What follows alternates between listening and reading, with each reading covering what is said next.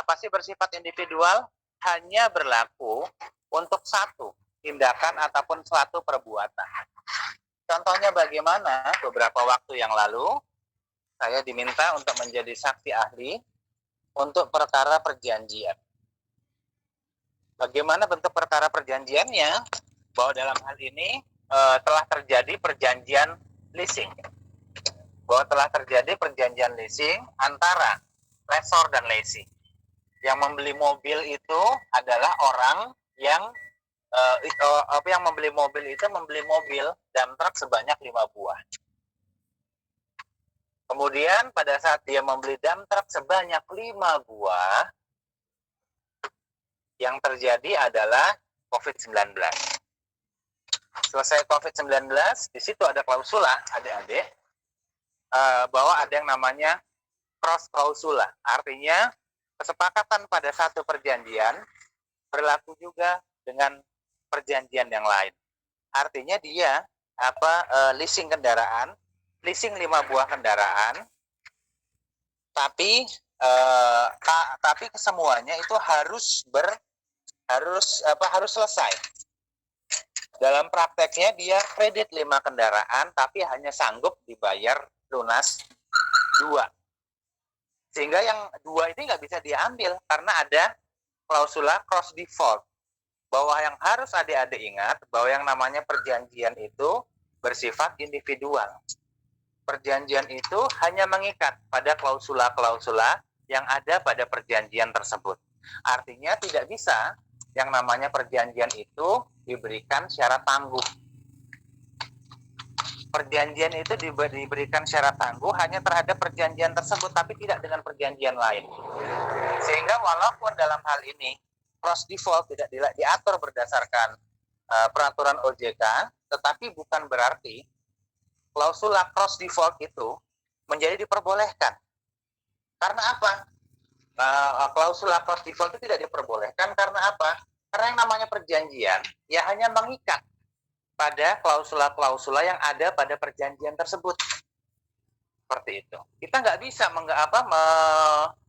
kita tidak bisa mencantumkan syarat ataupun klausula yang mengikat pada perjanjian yang lain, itu tidak diperbolehkan.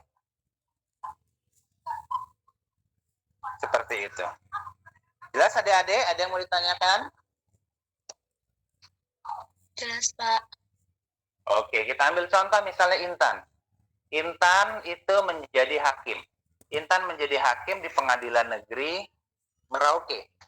Kemudian Intan menghukum salah satu tokoh adat, tokoh masyarakat karena tindak pidana korupsi. Kemudian kemudian Intan pada saat akan melakukan persidangan, Intan didatangi oleh penduduk lokal. Penduduk lokal itu menahan Intan dan mengatakan kalau Intan tidak membebaskan pimpinan mereka, Intan akan dibunuh. Kemudian Intan menulis perjanjian tersebut. Saya yang bertanda tangan di bawah ini, Dwi Intan Pitaloka misalnya, berjanji untuk membebaskan tokoh si A.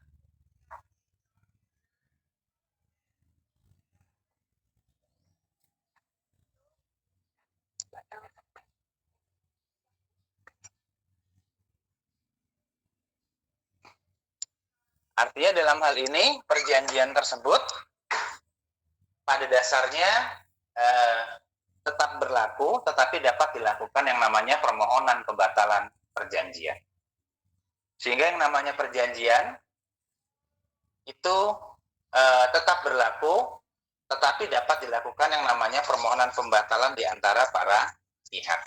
Sehingga yang namanya perjanjian itu berlaku laksana undang-undang bagi para pihak yang membuatnya, tetapi dapat dilakukan permohonan pembatalan karena duang, dualing, dan bedro. Duang, dualing, dan bedra, istilahnya tulisannya dalam ketentuan dalam bahasa Belanda. Kalau untuk case yang lain bisa dibaca adik-adik.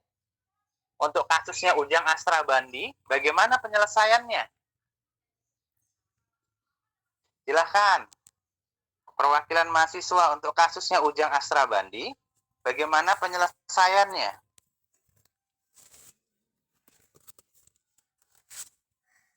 Untuk kasus Ujang Astra Bandi, bagaimana penyelesaiannya, Dek? Silahkan. Tekila. Ya, Pak. Kasusnya Ujang Astra Bandi, bagaimana penyelesaiannya? Oh, Pak, mohon maaf, aku belum tahu kasus itu. Mengenai apa ya, Pak? Oh, kalau nggak salah minggu kemarin pernah saya kasih ini ya. Saya pernah kasih tugas mengenai permohonan pembatalan perjanjian. Belum, Pak. Kemarin UTS. Oh, Bikin kemarin kontrak. UTS. Oke, Iya. UTS-nya soal bukan? Soal kasus bukan? Iya, soal kasus tentang sewa mobil. Oke, oh ya berarti belum saya belikan. Ya, oke kalau begitu. Sehingga terkait ruang dwelling dan bedrock itu dapat dilakukan yang namanya permohonan pembatalan perjanjian. Bahwa dalam hal ini untuk pelaksanaan suatu perjanjian walaupun telah dibuat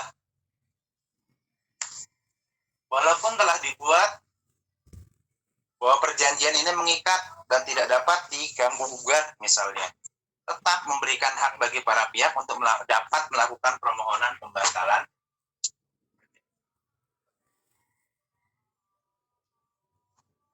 Oke, berarti belum pernah saya kasih soal ya? Belum, Pak. Ya, oke, kalau gitu nanti akan saya berikan soal mengenai klausula cross default dalam perjanjian dalam perjanjian leasing. Jadi seringkali perusahaan leasing itu mencantumkan cross default. Misalnya si Tekila itu punya membeli banyak mobil. Dicantumkanlah klausula cross default. Tujuannya apa? Tujuannya adalah supaya lunas semua, supaya tidak ada yang namanya pengambil alihan hanya kepada salah satu unit kendaraan saja. Cross default kalau kita bandingkan, kita lakukan riset ke OJK, orang OJK itu mengatakan ya boleh-boleh aja. Nah kok boleh-boleh aja? Ingat yang namanya OJK adalah regulator. Artinya apa? Yang namanya OJK itu wajib untuk apa? Untuk menaungi tidak hanya konsumen saja, tetapi juga perusahaan leasing. Kata perusahaan leasing, kalau nggak dibuat cross default, saya rugi, Pak. Rugi bagaimana? Katanya. Ya, orang itu kadang-kala akal-akalan. Ngambil 5 yang ditebus cuman 2, seperti itu. Sehingga dalam hal ini oleh OJK hal tersebut diperbolehkan, tetapi karena belum diatur secara terperinci. Tetapi oleh ketentuan ataupun klausula dalam perjanjian yang namanya cross default itu tidak diperbolehkan. Karena apa? Karena perjanjian itu sifatnya final. Misalnya kalau kita ambil contoh misalnya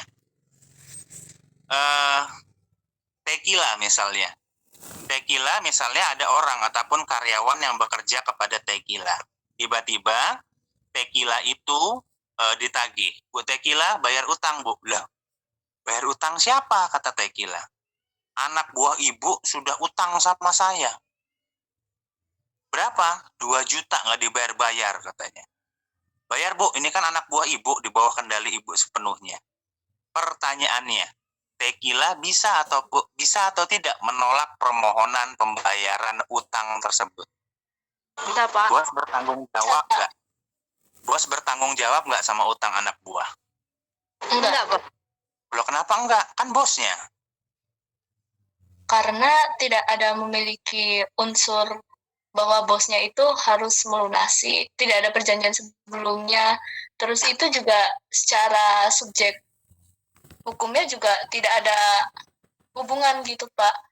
Oke, dan kita ambil contoh yang lain deh, Kila. Misalnya, si A ini seorang anak tunggal. Dia punya utang kepada seorang tengkulak alias lintah darat. Kemudian si A ini bilang, saya nggak punya uang, sudah penjarain aja saya. Lintah daratnya nggak mau. Oh, kalau gitu, gua laporin lo ke mak lo, katanya. Dia kemudian lapor ke emaknya, minta untuk dilakukan pelunasan. Ibunya punya kewajiban nggak untuk melunasi hutang tersebut? Silakan.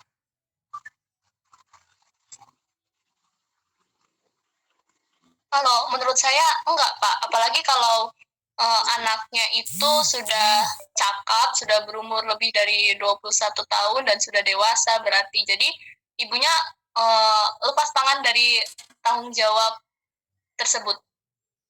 Kalau kata rentenirnya kasih sayang ibu kan sepanjang zaman, Bu. Bayar, Bu. Malu dong sama anaknya punya utang. Ibunya bisa nolak nggak, Dek? Bisa, Pak. Kenapa? Apa alasannya?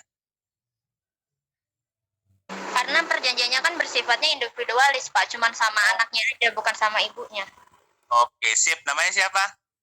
Wanda, Pak. Oke, sip, Wanda. Oke, betul. Jawabannya adalah yang namanya perjanjian itu sifatnya individual. Mohon maaf nih, misalnya kita ambil contoh, kakaknya Wanda ada utang. Wanda nggak punya kewajiban sama sekali untuk membayar. Walaupun dibilang sama rentenirnya, ini kan darah dagingmu, Wanda. Waduh, itu nggak bisa. Sehingga yang namanya perjanjian itu sifatnya individual. Mengikat hanya untuk para pihak. Mengikat hanya untuk klausula-klausula yang diperjanjikan pada perjanjian tersebut. Sehingga sekarang itu tadi yang berkembang adalah cross default. Cross default berlaku nggak? Enggak. Kenapa? Masa dia dikaitkan dengan syarat yang ada pada perjanjian yang lain, sehingga tidak dapat dilakukan permohonan, tidak dapat diteruskan. Artinya dalam hal ini perjanjian itu hanya berlaku pada syarat pada perjanjian tersebut. Karena yang namanya perjanjian itu sifatnya adalah individual. Seperti itu. Jelas adik-adik? Ada yang mau ditanyakan? Jelas, Pak. Oke. Nah, kita bisa lihat adik-adik. Kemudian yang duang dwelling bedrock itu dapat dilakukan permohonan pembatalan. Artinya duang dwelling bedrock itu didasarkan pada ketentuan KUH Perdata. Ada yang namanya paksaan diatur dalam pasal 1323 sampai 1327 KUH Perdata. Slide saya bisa dilihat ya, Dek ya? Bisa, Pak. Bisa, Pak. Alhamdulillah. Oke, paksaan kekerasan itu diatur dalam pasal 1323 KUH Perdata sampai dengan pasal 1327. Dalam hal ini yang namanya paksaan itu sifatnya adalah menakut-nakuti, sehingga tidak ada yang namanya kehendak bebas dari salah satu pihak untuk menandatangani suatu kontrak. Kemudian ancaman itu harus bertentangan dengan ketentuan undang-undang. Diancam akan dibunuh, diancam akan diculik. Jadi ancaman yang tidak bertentangan dengan undang-undang dapat dianggap sebagai duang. Artinya saya laporkan ke polisi kalau barang ini hasil curian. Jadi kalau misalnya saya membeli kendaraan, kok murah ya katanya. Itu tanda tanya. Artinya saya bilang kalau misalnya ada cacat-cacat tersembunyi dalam mobil ini saya laporin ke polisi loh katanya. Boleh? Boleh. Oh, Bapak ngancam saya? Enggak. Kalau Anda salah kenapa Anda harus takut? Seperti itu. Kalau Anda salah mau dilaporkan kemanapun juga, itu tidak akan menjadi suatu masalah. Sehingga kalau dilaporkan ke polisi akan digugat ke pengadilan, itu bukan dikategorikan sebagai ancaman. Kemudian yang keempat adalah adik-adik, ada yang namanya misbruik van omstandigen, artinya penyalahgunaan keadaan. Contohnya misalnya, saya beli yang namanya misalnya saya beli atau Manda, misalnya Manda jual mobil,